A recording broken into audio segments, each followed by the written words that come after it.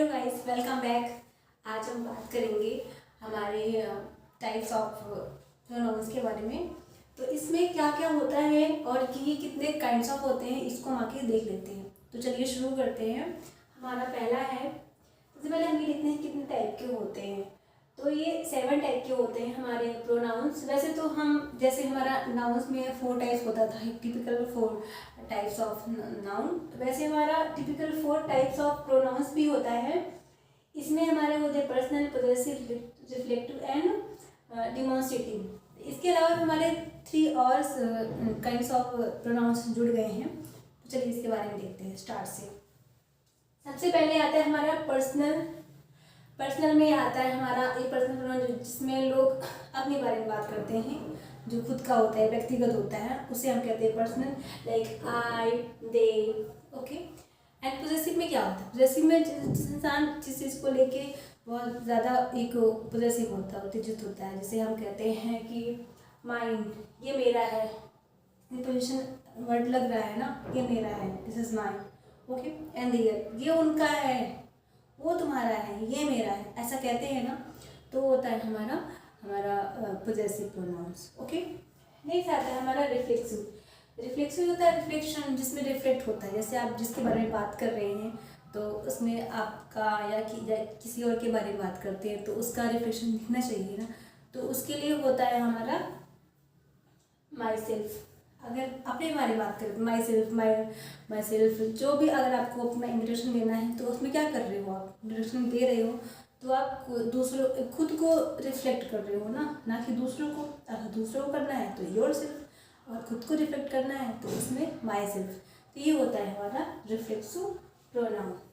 अब 4th number पे आता है डिमॉन्स्ट्रेटिव। डिमॉन्स्ट्रेटिव में क्या होता है, आपको तो पता ही होगा ना कि डिमॉन्स्ट्रेटिव में क्या चीज़ें होती है। उसमें आप किसी चीज़ को संकेत दे रहे हैं। ओके। किसी को डिमॉन्स्ट्रेट कर रहे हैं, बता रहे हैं कि हाँ ये वो है, इशारे में बता रहे हैं। संकेतांक को कहते हैं इसे दिस, यानी कि ये मैंने माइक लिया है, माइक क्या है, this is mike. Okay. And those, those में भी आप एग्जाम्पल को दे सकते हैं। Those are studying, those are joining, कुछ भी बोल सकते हो, है ना। उसके बाद आता है इनडिफिनिट, यानी कि डिफिनिट का मतलब होता है निश्चित एंड इनडिफिनिट का मतलब होता है अनिश्चित।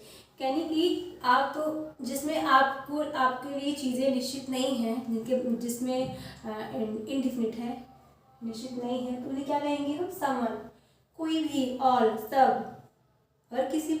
इसमें क्योंकि कॉमन हो गया, ये आप जनरल बातें कर रहे हैं इसमें। अगर किसी पर्टिकुलर की बातें करते पर्टिकुलर में, तो आपका समवन ऑल ही होता, वो डिफिनिट होता।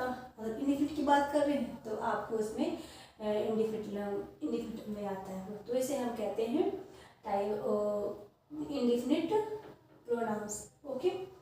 एंड आता है 6 नंबर पे रिलेटिव। आप किसे रिलेट कर रहे हैं, हु एंड विच, कौन सा, किसे रिलेट कर पा रहे हैं, कौन सा। आपने पूछा कि तो वो मेरा, या दैट इज माई नाइस, या ये मेरा है, और करे क्या कहते हैं ना हम, तो होता है हमारा हु, विच, इसी आता है हमारे रिलेटिव में। एंड लास्ट में आता है इंटरोगेटिव। इसमें आपको पता ही होगा, इसमें जैसे किसी इंटेरोगेट करते हैं, किसी पूछताछ करते हैं, उससे पूछते हैं ना हुज, विच, हुज, है ना, व्हाट, क्या, क्वेश्चन करते हैं इंटेरोगेशन में, तो उसमें सवाल करते हैं ना हुज, व्हाट। तो ये होता है हमारा। इसमें और सारे एग्जाम्पल्स होते हैं, जिन्हें इनके बारे में पता होगा वो मुझे कमेंट सेक्शन में लिख के बताएंगे कि इसके और सारे क्या एग्जाम्पल्स हो सकते हैं। So that's all of you, thank you so much.